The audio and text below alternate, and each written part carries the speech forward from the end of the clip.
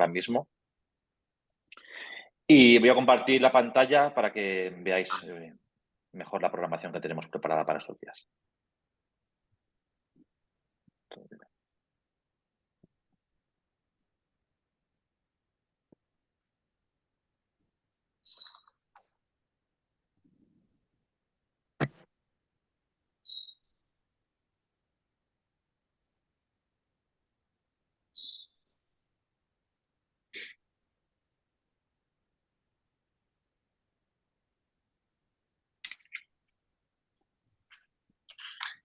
Bueno, comenzamos la temporada, aunque habréis visto en redes un libro que está fuera de carta, que es la nueva edición de Matilda, de Mary Shelley, un libro que publiqué hace 12 años o 13 años en un volumen que me pareció original, que era Mary María Matilda, un libro con textos de Mary Wollstonecraft y Mary Shelley con Matilda.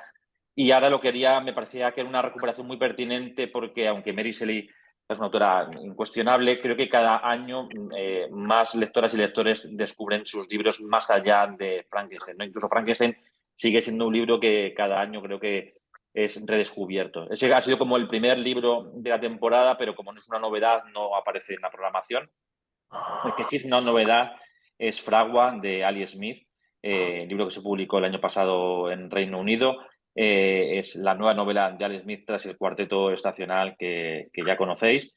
De hecho, en algunos de los catálogos y la prensa que he visto internacional se considera este libro como una coda al cuarteto estacional, es decir, como un libro que acompaña Perdón, es que hay más gente entrando, que acompaña al cuarteto, pero en realidad no tiene nada que ver. Se lee de manera completamente independiente. Lo que me parece que es lo que puede ser como un libro que continúa el cuarteto es porque seguimos hablando del Brexit, en este caso de la pandemia. A mí es un libro que me gusta mucho porque tiene dos tiempos. El tiempo actual, de momento en el que escribió el libro el año pasado, en el que aparece aparte una chica que recibe una llamada de una compañera antigua de la universidad que está en problemas porque ha encontrado una cerradura medieval. Y en el tiempo pasado y presente se van a unir generando un diálogo en el que vamos encontrando de nuevo muchas de las claves de la literatura de Ali Smith, posiblemente más sencillo y más accesible que alguno de los libros del cuarteto. Sabéis que a mí el cuarteto me parece una obra absolutamente maravillosa. En alguno de los casos, como Invierno, sé que hay lectoras y lectores que les ha costado un poco más entrar. Ella plantea siempre juegos literarios, pero creo que esta vez es más accesible. Como digo, hay una primera parte del libro en el que habla del tiempo actual, del papel del control policial, sobre todo en Reino Unido. Y de repente se va a la Edad Media para hablar del origen de esta cerradura medieval y reivindica una lucha de unos herreros y herreras en el Reino Unido, en Inglaterra en este caso, luchando por la libertad y va saltando en el tiempo, haciendo que la lectura sea muy amena, pero al mismo tiempo con una riqueza literaria importante, ¿no? Como digo, hay muchas referencias a sus textos favoritos, como pasa siempre en Ali Smith, y siempre ese compromiso que tiene con los lectores de pedir que entren en el juego, que entréis en su juego. Bueno, en Nórdica estamos muy orgullosos de, después del cuarteto, que Ali Smith haya seguido en nuestro catálogo. No lo teníamos fácil porque en Random estaba intentando que todas las obras de Ali Smith estuviesen en todo el mundo en su sello. De hecho, España es el único país en el que no está en Random. Y bueno, Ali Smith ha sido, y su agente Wiley han querido que siga en Nórdica y estamos realmente muy, muy contentos de que sea así. El siguiente libro, que sale el día 11 de septiembre, es una antología, una selección de cuentos de Luis Mateo Díez, cuentos inéditos, que se titula El limbo de los cines y en los que las salas de cine son las protagonistas. En estos cuentos en los que Luis Mateo se muestra más divertido, con bastante ironía, mucha mala leche, y por eso nos parecía importante que Emilio Berberoaga, que tiene muchas cosas en común con Luis Mateo, fuese el ilustrador. Reivindica los espacios de las salas de cine como sitios donde pasan cosas. Me recuerda mucho a esa película de Woody Allen, en La Rosa Púrpura del Cairo, ¿recordáis? En las que los espectadores y los protagonistas de la película tenían relación, tenían diálogos, había vida en la pantalla, y eso es lo que pasa en cada uno de los cuentos, que cada uno tiene un título de una sala de cine de estos lugares imaginarios del mundo de Luis Mateo Díez. Con la calidad literaria de siempre, no sé si habéis leído alguno de los libros de Luis Mateo, es un escritor fantástico con un lenguaje muy rico. De hecho, este año suena mucho para el premio Cervantes. Sabéis que tiene dos veces premio nacional de narrativa, premio de la crítica. El año pasado parecía que iba a ser el ganador del Cervantes, no lo fue y parece que este puede ser su año. Así que, bueno, espero que consigamos que se siga hablando de la obra de Luis Mateo como de uno de los grandes referentes de la literatura en lengua castellana. Y como digo, este libro además tiene la edición de la parte ilustrada por Emilio Urbero Vaga, el gran ilustrador, que además, como digo, es un apasionado del mundo del cine, tiene mucha ironía en cada una de sus ilustraciones, y cada ilustración además es una narración. Cada ilustración se puede ver como un cuento. Si os dedicáis cuando tengáis el libro a ver los detalles de cada ilustración, veréis que es un ilustrador muy narrativo en el que condensa mucho la narración en ilustraciones. Aquí tenéis alguna de las ilustraciones del libro, fragmentos de lo que vais a ver. Como digo, todos los cuentos pasan en salas de cine, y justo como veis aquí abajo, en una en la que el mar se desborda y llega al patio de butacas. Esto es el tono habitual en estos cuentos de Luis Mateo Díez. El siguiente libro que publicamos es un volumen de cuentos inéditos de Boumil Hrabal. De este escritor checo, ya habíamos publicado Clases de baile para mayores hace unos años. Y bueno, este libro me parece un acontecimiento editorial porque quedan ya pocas cosas por publicar que estén inéditas de Hrabal. En este caso nos lleva a esa Praga en la época soviética, en la época stalinista, una época oscura, pero que el escritor checo ilumina con ese enorme talento narrativo que tiene. Son libros en los que las fábricas, las factorías en las que él trabajó están muy, muy presentes, en las que se crea un universo, empezando por el propio cuento que da título al libro, es el señor Kafka, ¿no? Que Kafka es el protagonista de una historia que es absolutamente kafkiana. De hecho, el año que viene, que es el centenario de la muerte de Franz Kafka, creo que es un buen momento para leer sus libros y también para releer este primer cuento, en el que hay un gran talento narrativo, pero al servicio de un mundo que es casi de realismo mágico. Hrabal tiene una manera de llevarnos a un mundo que tiene que ser realmente oscuro y duro y sórdido, pero lo cuenta de una manera que es pura evasión. Yo creo que utilizaba la literatura para salir de esa época dura y triste de la Praga soviética, y lo hace, como digo, de manera muy brillante. Yo estuve supongo que habéis ido a lo mejor a una de vosotros al célebre bar donde él escribía en Praga, y entendías que de ese bar con las pintas de Pilsner Urquell seguramente surgiesen estas historias locas y maravillosas, ¿no? Como digo, me parece un libro importante que va a tener también muy buena presencia en medios, y que tiene una excelentísima traducción de Patricia Gonzalo de Jesús. Es un libro muy difícil de traducir, y cuando lo empecéis a leer vais a ver que suena como os podéis imaginar que suena en checo, ¿no? O sea, tiene una traducción realmente brillante. Como en el caso también, no he dicho nada, también, pero Magdalena Palmer, la traductora de Fragua. Intentaremos hacer alguna actividad con ella porque, bueno, realmente el lenguaje que estamos descubriendo de Alice Smith en castellano gracias a Magdalena Palmer. Y tanto Ali Smith como Hrabal son escritores en los que el lenguaje es una pieza esencial. Ya llegamos a finales de septiembre, empiezan nuestros ilustrados más importantes, en este caso la leyenda de Sleepy Hollow, ilustrado por Idoia Iribertegui. Este cuento de Washington Irving, que a mí es uno de mis textos de terror favoritos desde siempre, me parece que tiene una enorme calidad, como todos los textos de Irving. Además está traducido por un proyecto que no sé si sabéis que hacemos todos los años con Villar de Letras, hay un colectivo de traducción literaria en el que les propongo un cuento para que en torno a 10, 12 traductores y traductoras trabajen de manera colectiva en una traducción.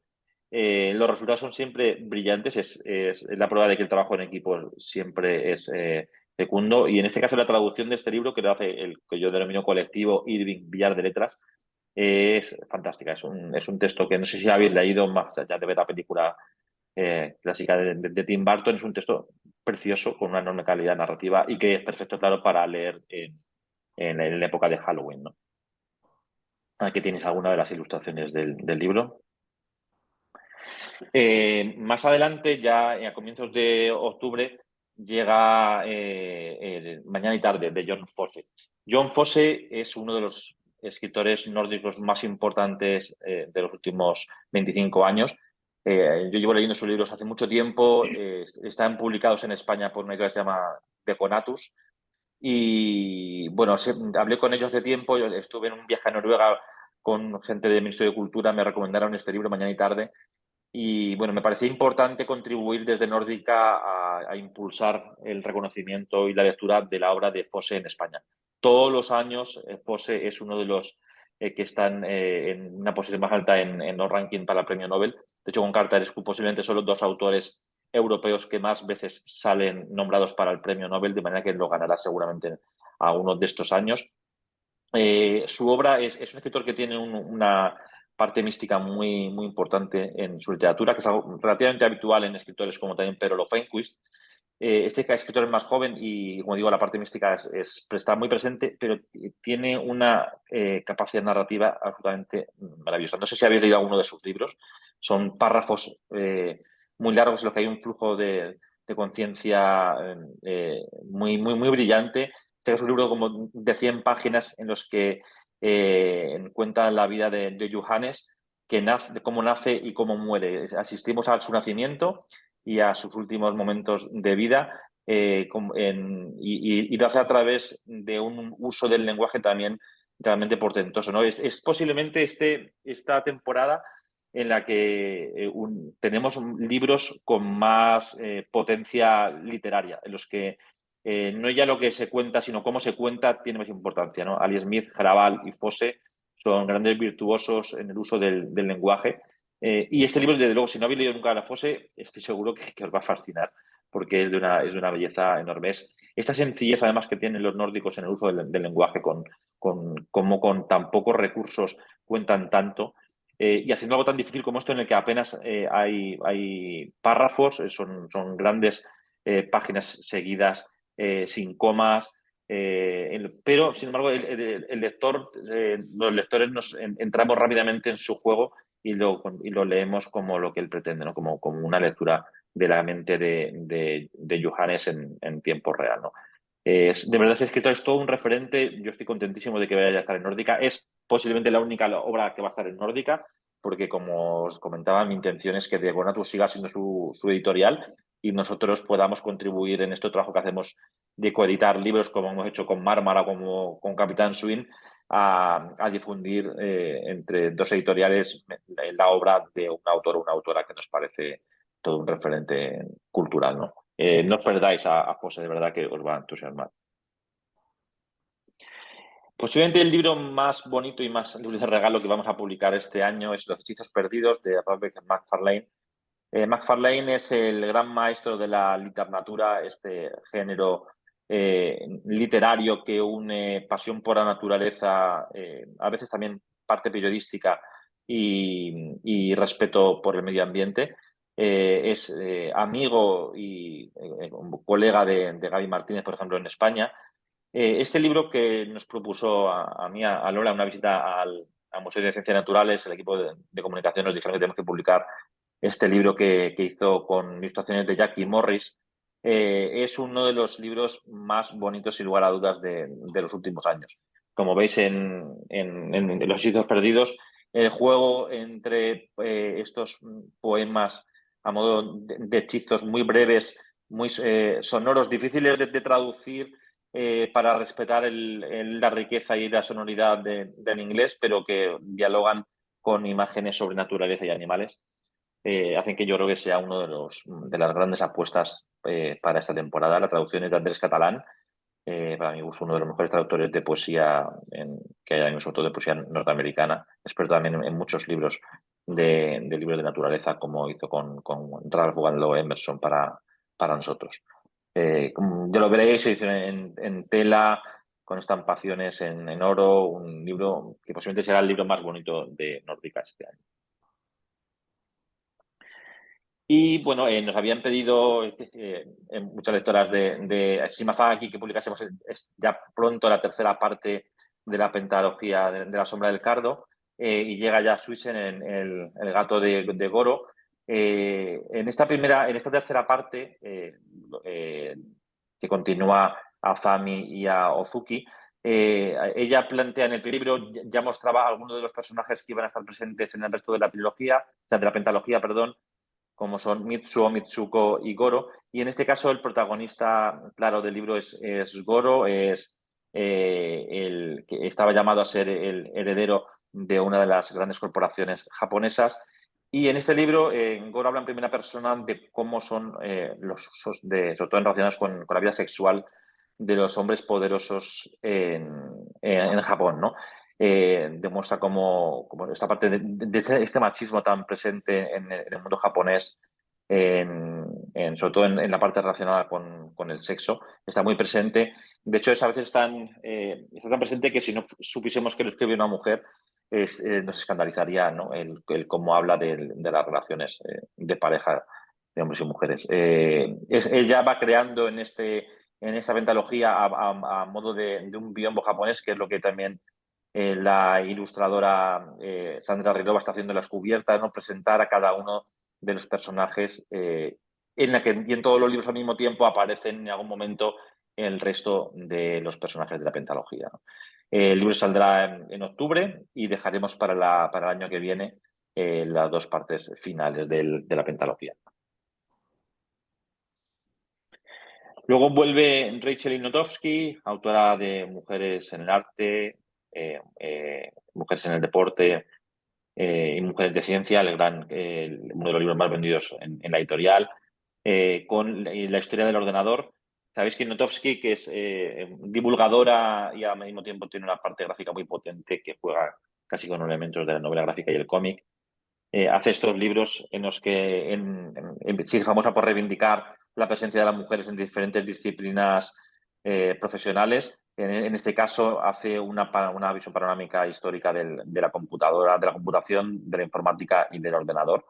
Un libro más para regalo para gente de todas las edades, con el que vamos a comenzar una colección que se llama Nórdica Divulgación. Realmente tenemos bastante libros de divulgación, tanto en la parte de adultos como en la colección infantil y juvenil. Y con en esta colección de divulgación intentaremos que el mundo gráfico y la divulgación en el sentido más amplio estén presentes. De hecho, el siguiente libro que publicamos, El mundo de las montañas, también pertenece a esta colección de divulgación. Un libro de Dieter Braun, que es uno de los más importantes ilustradores alemanes, colaboradora habitual de New York Times. Se publicó algún libro suyo aquí en Maeva y este año publicaremos El mundo de las montañas, el año que viene El mundo de los océanos. Como veis, es un recorrido por las montañas del mundo, mostrando la gente y animales que los habitan, y con una enorme potencia gráfica, ¿no? Son estos libros perfectos para regalo que hacemos en Nórdica, en el que, bueno, como os comentaba al comienzo de mi intervención, tenemos una programación muy completa en el que la literatura de más calidad, más exigente, se une también a estos libros hermosos, muy cuidados, que nos gustan hacer en Nórdica. Y terminamos la temporada con el Atlas novelado de los volcanes de Islandia, un libro que publicó la editorial Hyperborea en Italia. Sabéis que Hyperborea es nuestro referente italiano. Leonardo Piccioni, un joven autor que estuvo estudiando cartográficamente todo Islandia, y ha ido haciendo un libro que no solamente es una visión cartográfica y geográfica de Islandia, sino que además recorre la cultura y la historia de ese país, desde la historia de los vikingos a la historia más actual, en la que está presente Björk o Sion, por ejemplo, Boy Fischer. Hay como una panorámica en la que a través de cada volcán que van analizando y del que va hablando, va también contando la historia del país. Me recuerda mucho a las islas remotas de Judith Szalansky, que publicamos hace unos años.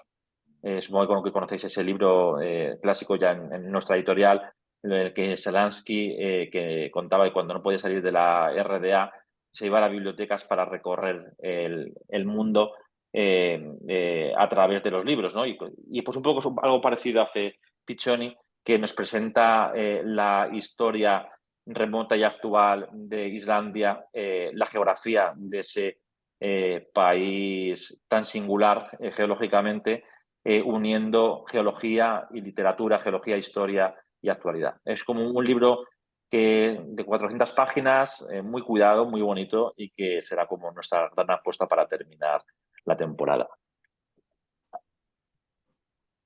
Y no quería terminar sin hacer mención a nuestra colección de libros en catalán, a Nórdica Llibres. Tenemos por aquí a Nuria, no sé si queréis preguntarle algo más. Bueno, estos son los libros que van a salir esta temporada. Afami, que ya ha salido, sacamos esta pentalogía, está saliendo a la vez en castellano y en catalán, menos Ozuki, que salió ya en castellano y que sale ahora en catalán coincidiendo con la Semana del Libro en Catalán. Saldrá Suisen también a la vez. Y luego, como es habitual en nuestra colección infantil, las novelas y algunos de los libros ilustrados también salen en edición en catalán.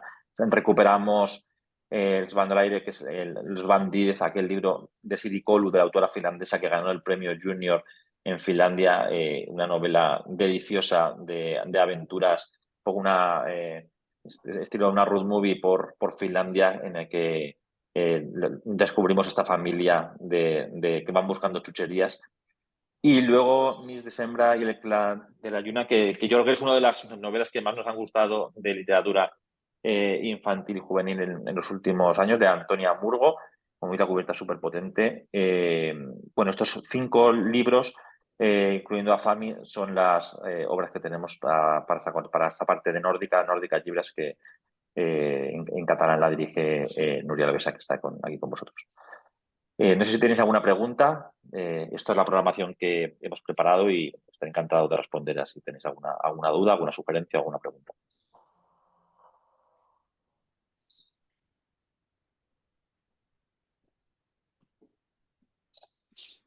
Sí, buenos días. Sí, ¿Se hola. me oye? Sí, sí. Vale, era para saber o sea, cómo podemos conocer las reediciones que hace Nórdica a lo largo del año.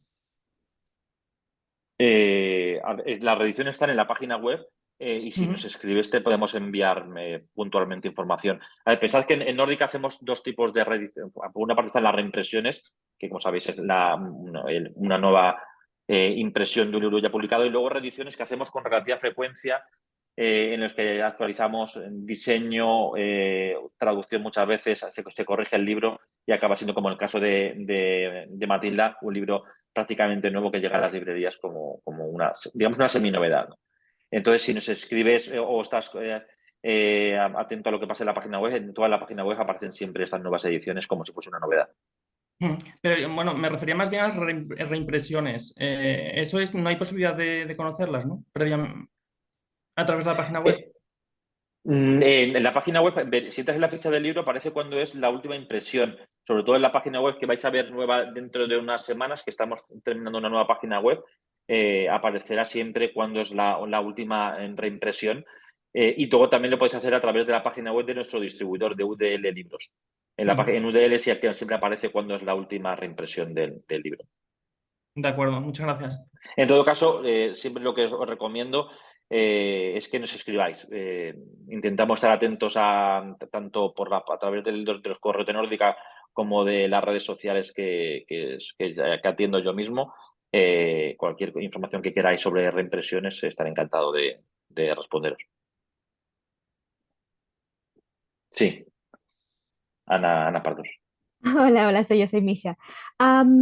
Quería saber, me parece muy interesante, a ver, en todas, ¿eh? Pero la leyenda de Sleepy Hollow me parece muy interesante que, si lo he entendido bien, lo ha traducido un colectivo de traductores que lo han hecho todos juntos. Sí. ¿Cómo ha sido eso?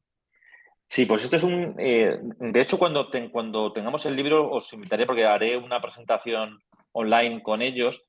Bueno, en Villar de Letras, que es un taller que hacen cursos de edición, también de ilustración en Madrid, Ujú. tienen un taller de traducción. Y hace unos años me Mm. propusieron que fuésemos la editorial que publicase estos libros. Yo la verdad es que tenía cierto reparo porque no sabía muy bien cómo se podía trabajar una traducción de manera colectiva. El primer libro que hicimos fue El color que cayó del espacio, de Lovecraft, y la verdad es que, como yo participo en el taller además, me sorprendió cómo gente que vive en diferentes partes del mundo, porque además en este último, el libro creo que había gente que vivía en África, en Estados Unidos, en el norte de Europa, en Asia.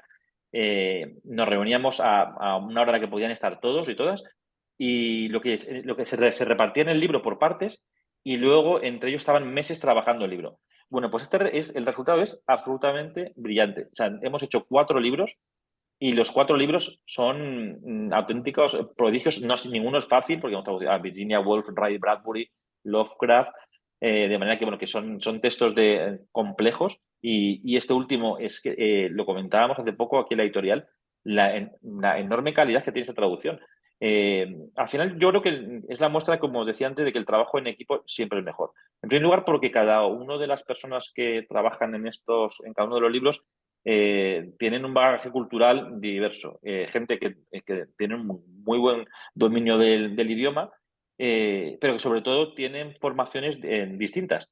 Además, y entonces lo que hacen es que dialogan durante meses buscando cuál es el término adecuado en cada línea. Y claro, a cambio tienen que ser traducciones de textos relativamente breves para que esto sea posible. Una novela de 300 páginas sería inmanejable, ¿no? Pero textos así como el de la leyenda de Sleepy Hollow, que son libros de en torno a 50 páginas, son perfectos para hacerlo. Como os digo, os invitaré a la presentación que haremos online del libro, porque escuchar cómo se trabaja en equipo en una traducción es realmente fascinante y no lo digo porque yo sea que lo publico, es que yo mismo tenía este reparo cuando empezamos a trabajar y las dudas me duraron poquísimo tiempo. En cuanto vi cómo eran las traducciones, me di cuenta de que realmente trabajar con más gente siempre es bueno. El diálogo, y además a veces tardan 6 o 7 meses en hacer una traducción de 30 páginas, de manera que no tienen prisa. Bueno, ahora están traduciendo a Oscar Wilde, el nuevo curso, que publicaremos el año que viene.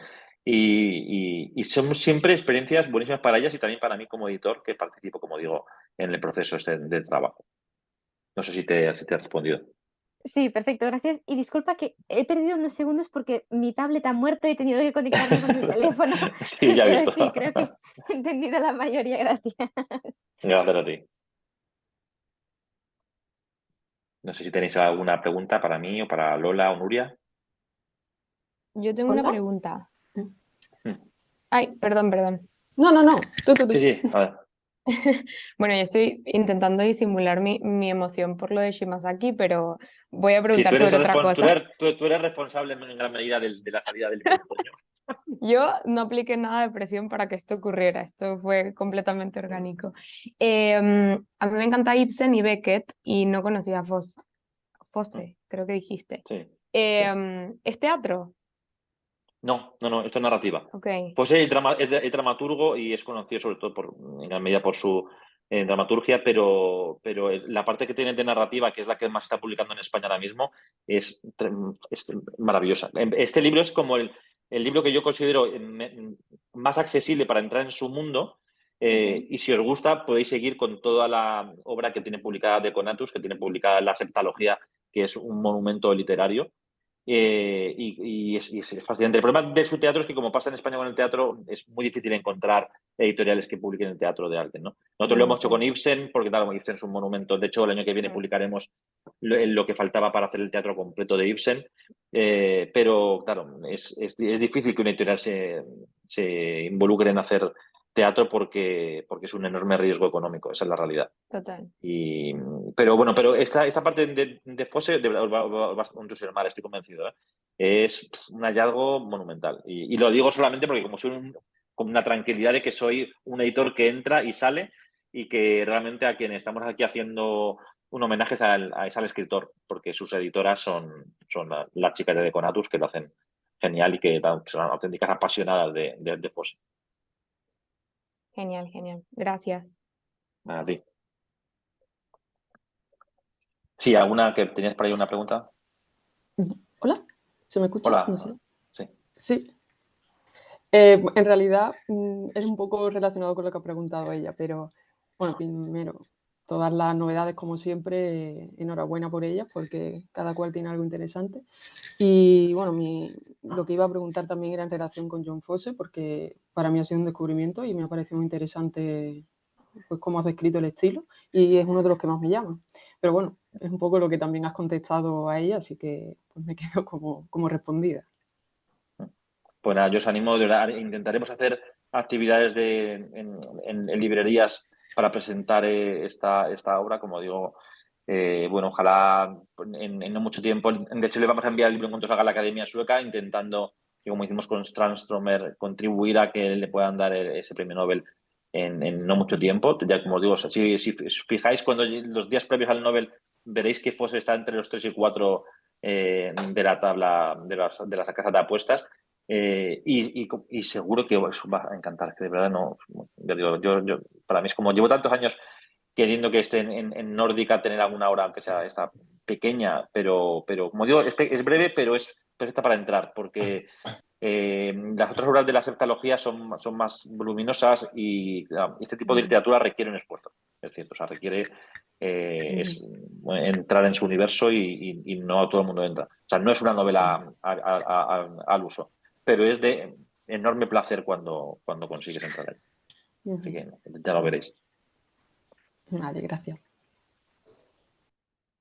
No sé si alguna pregunta más. Sí, Diego, una última pregunta. ¿Se me escucha? Sí. A tenor de esto último que ha dicho, ¿hay alguna presentación ya planificada? Sí, la primera que tenemos el día 28 de septiembre en la Rafael Alberti, presentamos El limbo de los cines, el libro de Luis Mateo Díez, con Emilio Urueruaga, Jesús Marchamalo, el Premio Nacional de Periodismo Cultural, y Luis Mateo Díez, claro. Muchísimas gracias. Y estas semanas subiremos a nuestra página web, como digo, en breve veréis el nuevo diseño, las presentaciones del otoño, para que si podéis participar, estaremos encantados. Muchas gracias. Gracias a ti. ¿Algo más? Bueno, pues daros de nuevo las gracias. Es un placer que ver tanta gente y poder compartir nuestra programación. Espero que os haya parecido interesante lo que os he presentado. Como siempre, ya tenéis el contacto de Lola y Nuria, y tenéis el programa para descargar en la página web también. Ahí tenéis, pues, si queréis leer con más atención cada una de las propuestas. Y ya está, como digo, ya el día 4 sale a la venta Fragua, que es el primero libro de la temporada. Y bueno, que como digo, o sea, tener a Ali Smith. De nuevo, sí que queremos hacer alguna presentación en Madrid sobre Ali Smith, no con Ali Smith, que sabéis que no viaja. Llevamos años intentando que venga. Estuvo en Barcelona el año pasado en el TCCB y es muy difícil que viaje, pero intentaremos hacer un encuentro con Magdalena Palmer, con su traductora, para que nos hable de cómo es esta búsqueda del lenguaje en Ali Smith. Y es importante porque bueno, yo hablo mucho con ella y de hecho tenemos varios correos en cada uno de los libros preguntando cosas a Ali Smith, entre otras el propio título, que este año teníamos como diferentes opciones, no sabíamos muy bien por dónde tirar. Y bueno, es el trabajo de traducción que como veis, reivindico mucho en mis presentaciones porque bueno, en estos libros la traducción es especialmente importante, sobre todo cuando nos enfrentamos a textos tan complejos y tan ricos estilísticamente como los que vais a encontrar este otoño en la librería. Así que, bueno, espero que podáis acompañarnos en alguna de las presentaciones que vamos a hacer este otoño. Y lo dicho, muchas gracias. Un placer, para quienes os conozco, pues veros así de nuevo, y al resto pues también un placer estar, y muchas gracias por estar acompañarnos.